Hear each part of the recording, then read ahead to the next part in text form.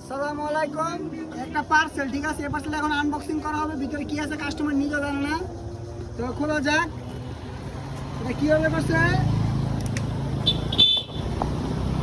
হ্যাঁ, এই কামটা কেন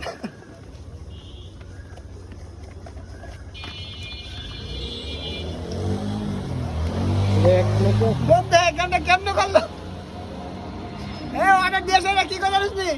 ভাই আমি তো অর্ডার দিই নাই। এটি মানে কি করতে ইচ্ছে করে ক? এই পার্সেলটা পাঠাওয়ার শাহিনের, বিশেষ করে এটা কার পার্সেল? এই যে ওই সাক্ষী আছে, নাম্বার দেখছে, ওর বন্ধু ওই দেওয়ার নাম, হ্যাঁ দেখার নাম।